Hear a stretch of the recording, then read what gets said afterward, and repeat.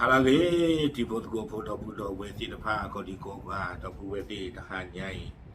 ye hi ne ta so le transfer the news ata ko so ta kha a we kwe we da ba kha do u mi tha ta cha hi le pe yo tu he to le we da ha wo we can le to play ni a we a lu de no no ตั้งก็ซ้อนใครนี่กูเราไม่ได้พูดต่อแต่ไม่ได้ชาวกะเหรี่ยงสุดช้ำใจกองทัพพม่าถล่มโรงพยาบาลอุมิท่ายับเยินตัดช่องทางรักษาพยาบาลคนยากจนหลายองค์กรร่วมการประนามวอนประชาคมโลกกดดันยุติการโจมตีพลเรือนเอาเวนี่เมตากระซออาโคต่อทอนจิโกแต่ไม่ได้เลยกว่ากูพูดว่าเงียวพูดที่ผ้าอัตราหาวดูบ้าเลยประโยชน์คืออัตราเฮคาโลหาวไม่ได้ตาชาฮีอุมิท่าอินเน่ดอตาชาฮีอัตราหาวตบลอยใหญ่เนี่ยเด้อเกตเวด้าตาโดดเต็มชันเตะกุยเวเกลเลกับกุสายาบลาเวด้าผ่านโนโพนนน่ะเลกับยอกอที่ผ้านี่หรออาคนนี่เด้อกับยอตากระกรูที่ผ้าตัวป่าพาทอดตาเนาะคือทอไปได้แล้วข้อคู่นี้เมื่อกระซ่อนตันนี้ไปยอดซึ่งบรรดุตะพื้นจะไม่ซื้อหรือเปล่าเนาะเอาไว้ได้ไปยอบรรดุตะพื้นนี้เลิกกับประตูกุยตาขาหลอตาเลิกว่ากับเนื้ออากาศนี่หรอ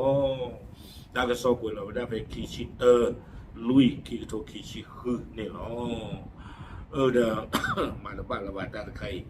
ตาไปยอดดื้อจะช่วงเมื่อการแล้วเรียกเราดื้อปฏิญาณตลอดเนาะไม่ว่าจะพูดเลยอาตาโดตุโดตาลูกป่ะอุตคาเราเลยกับบ้ามาหาหัวกุยตาหรอมาเรียนตาดิตตีบ่ะตั้งสกุยไม่ได้สู้เมียแต่ไม่ได้เพลคีชิตต่อลุยคีโตคีชิคืออีนี่เนาะเพไปยอก็บอยู่อาเฮเตอร์ลอตาเลตาชาฮีเลตโรเลจูเนาะตาลอนนี่เด้อเลซอลวินพีซพาร์คเลกันยอกตะกับป่ะเนาะตะคอนว่าโลเวดาสตาดอยู่โกเวดาอุทยานแห่งชาติสารวินตำบลแม่สามแลบอำเภอศพเมยจังหวัดแม่ฮ่องสอนดอตาตันนีนี่เด้อมีปูเฮลลอเตไว้ได้เลยอยู่กอตะเพลอาคูตาดอนนี่เด้อบ้าขาดตั้งวิทไข่นี่ปลามาตั้งซอกเอาไว้เลยตีกว่าไว้ได้ปลาตะกะอามีเลอพูดาเอาไว้มีปลากันยอดอมีสิกไว้ได้ปลาตะกะเลอป้าคือป้าวอลตาตู้ท่อไว้ได้ตาชาฮีอุมิทาสิโกหนอวิบลานี่เดอกุยลาเวด้าที่กลายเป็นเป้าหมายของการโจมตีในครั้งนี้หนอเอาเวอุมิท่านี่ไม่เวลาตาลอดโตเลไปยอสื่ออาตาไปโยโลโลเลก็เฮคาฮาววเวด้านี่หรอหนอวิบลานี่เดอพูดาเตเวด้าจิใจเมื่อประมาณ6 ปีก่อนชาวกะเหรี่ยงที่อยู่ชายแดนไทยพม่าได้ร่วมกันเริ่มก่อสร้างและดำเนินการสถานพยาบาลแห่งนี้โดยที่ไม่ได้มีงบประมาณแต่ร่วมกันเพราะเห็นว่าจำเป็นต้องมีสถานพยาบาลที่ชายแดนบริเวณนี้เพื่อรักษาคนไข้จึงช่วยกันสร้างขึ้นมาโพดาเวป่าพลาท่อเวด้าจิใจแต่เวลาเล่าปุกคืนนี่เด้อว่ากันยอพลาอูได้เลยที่เชก็เชอเพนนิดที่บ้านนี้อาคือเวป่าผู้ท่อหลวงตาวิบลอนี่เด้อผู้ท่อเวด้าตาสาฮีจะเพลย์นี่เนาะแต่เวลาเลยจะไม่เลยบักลูจิวหรือจะไม่บ่าภาษานักกินนอนี่เด้อขอบเลยตาลูกนนอาคุณจะจัดตอนนี้ป่าผู้ทอดตาดอตีทอดเวลาตาชาฮีตะเพลย์นี่เนาะวิบลอนี่เด้อเทวดาขอบเลยปฏิเวดาเลยเมตาเลยอาริตุโนมาเลยตาชาฮีตะเพลย์กับป้าอูเลยลอกบัวเพย์ดีตอนนี้ก็กูสายาปลาเวดาป่าโชกีจิตผ้าภาษาตนีใหญ่เนี่ยดูเทวดาเลยตาผู้ท่อตะเพลย์นี่เนาะตาชาฮีตะเพลย์นี่เด้อบ้านตาเห็นข้าหาวัวปุยเวดาเคเลยเคจออาคูตาดอนนี่เด้อว่าวัวผู้ที่ผ้าตาหาวัวเลตาลมมาหาวัวตะเพลย์ใหญ่นี่หรอตั้งซอกกุยเวดาสุเมียเทวดาได้ยินเสียงระเบิดและหลังเกิดเหตุได้มาดู ได้เห็นกับตาตัวเองว่าอาคารต่างๆที่เราช่วยกันสร้างมาพังพินาศแบบนี้ก็ไม่อยากทำอะไรแล้วเนาะเอาเวด้าโพดาป่าพลาทเวด้าจิตใจเทวดาถึงไม่เลยไปย่อให้ขาดหลอดตาดอกลูพาโดมีปูที่ภาพปูท่อวีบลอนี่เดอไปเห็นทอกว่าเวด้าตาเริ่มมีปูโลเตียลองอ๋อวิบลอนี่เดอที่บ้านเลยตาผู้ท่อที่ภาพนี่ห้าวัววีเวด้า le pemenya no do ta tu tho ti vai pa tu tho le pa chu kha khai ne ha go kui we da li do ki tho ma ta tu lo pui ta lo bua le po go no pa ma ki ta mnu ma ta ba no ta pu le ba ni lo pa chu ku mu ta de ta ba le chi ba no e do ti kwaไปยอปดูรอซอดตามีออนไลน์เทวดาเลยเขาส่งเครื่องบินมาถล่มให้โรงพยาบาลของประชาชนเสียหายแบบนี้มีประโยชน์ไหมใต้ดอกสีกว่ามีออนไลน์ก็คู่อัตโตลุเทวดาเลยในแฮเตอร์ละตาดอกบอยอยู่ในแฮขาหาวตาสาฮีดีเลยอับลูโอเลนวอมมันดูเลยตอบเลยว่าไม่มีโรงพยาบาลเล็กๆนี้มีแต่คนยากจนที่มารักษาเขาเจ็บมาเราก็ดูแลคนมีเงินมีทองเขาก็ไปที่อื่นคิดแล้วช้ำใจในผู้ด่ากล่าวอาโคตาดอนนี่เดตาชูมุเลย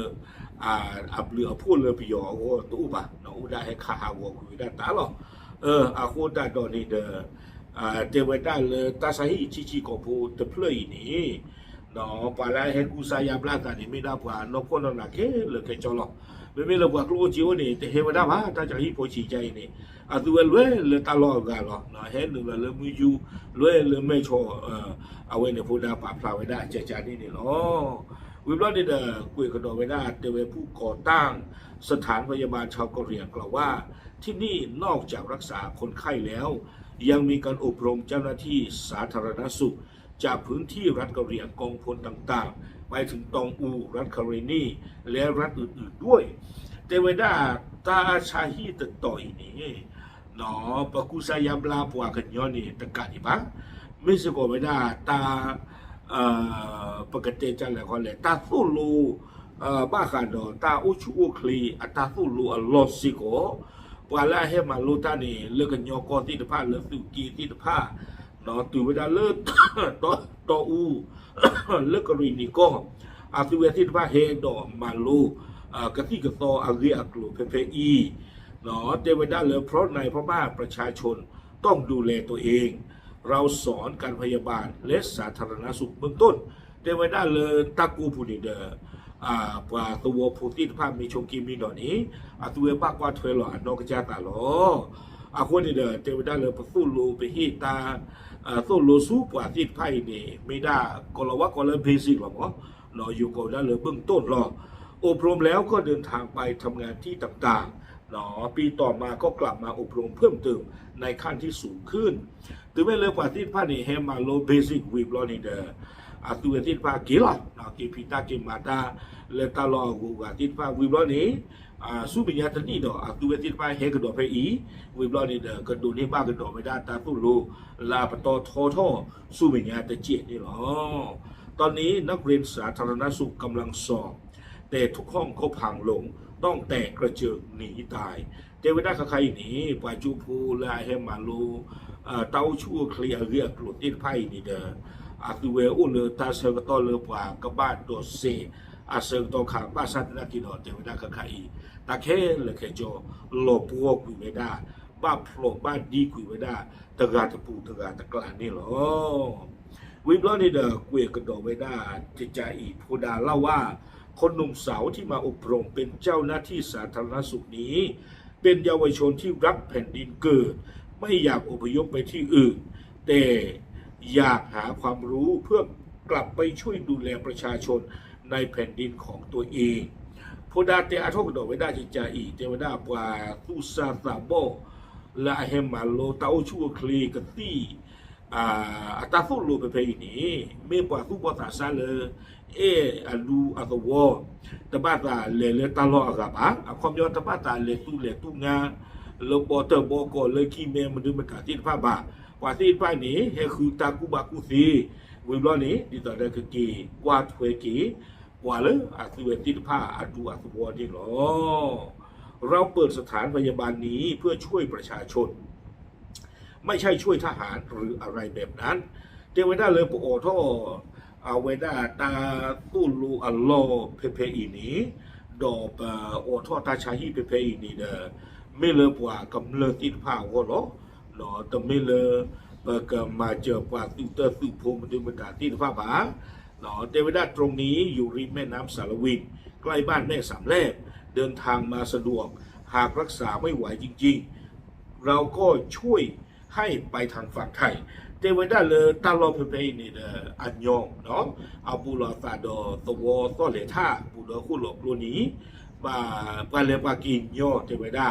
ตลอดเพย์นี่เดคอมยออุบิท่าอัตราสาหินี่ปกุสายาบลามีตเลบาเนาะมีตเลจิตเลข้อเลปูนี่เดอันนี้มันนี่เดเซกโลเนาะเฮ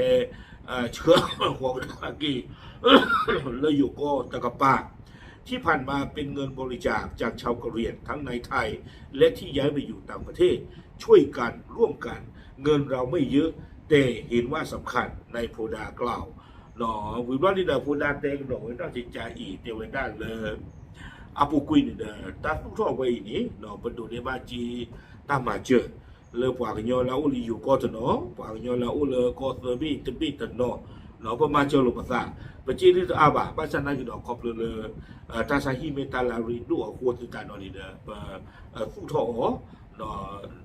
นี่เวลาก็สอดนี่หรอเวลาเวลาสุเมียเทวดาเลยทั้งนี้สถานพยาบาลอุมิท่ามีเจ้าหน้าที่ชาย12คนหญิง13คนทำหน้าที่หมอพยาบาลและงานสาธารณสุขที่เกี่ยวข้องแต่เวลามีท่าตาสาฮีนี่เด้ออุเวดาดอกกตีสำหรับป้าผู้บ้านนาโกเวลาเรื่องป้าผู้บ้านดาอาปกควานี่ติชิคีกาอาปกมือนี่ติชิเตกาปาตินไฟเนาะมาเวดากตีสำหรับเนาะอามัวดาวิบลอนี่เด้อตาอุสูคลี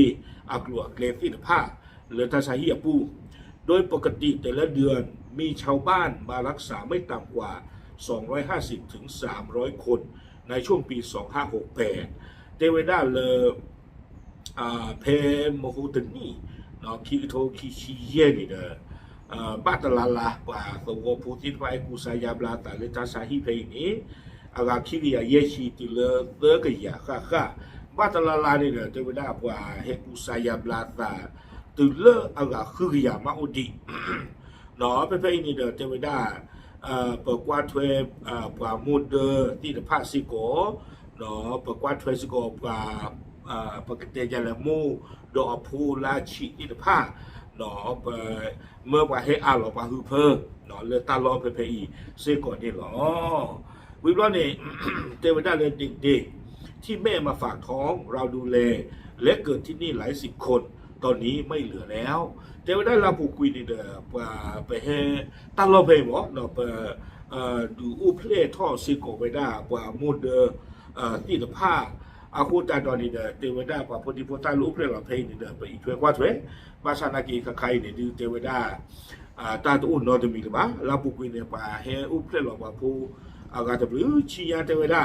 วิบล้อนี่เด้อในโพดากล่าวเรียกว่าหลังเกิดเหตุตอนนี้ก็พยายามตั้งหลักดูสถานการณ์ก่อนว่าจะเริ่มใหม่อย่างไรและมีการหารือกันว่าจะต้องทำหนังสือถึงรัฐบาลไทยและนานาชาติประนามการกระทำของกองทัพพม่าเนาะพูดได้ในเจกระโดดไว้ได้จิตใจเดี๋ยวได้ถึงเรื่องตักเกรัตาดีเวลล็อกคีบอลนี่เด้อข้าใครคนนี้เด้อมาตาที่ตอนนั้นคือบ้าตาเสกตัวหรอมั้งเปิดโชว์อากูตอนนี้เด้อข้าใครคนนี้เอาคือเคลเซอร์เท่าหรอภาษาเนาะวิบล้อนี่เด้อบอกว่ากันดากิตาอุตสาไม่ปกบ้ามากี่จาเล่วิบล้อนี่เด้อข้าใครคนนี้เด้อเ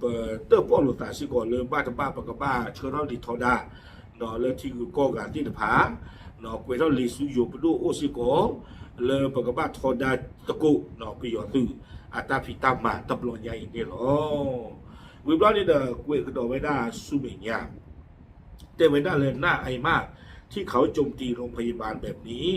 มาทิ้งระเบิดตุ้มๆครั้งเดียวจบโชคดีที่เราพอรู้ตัวก่อนได้ให้ย้ายคนไข้ไปก่อนแล้ว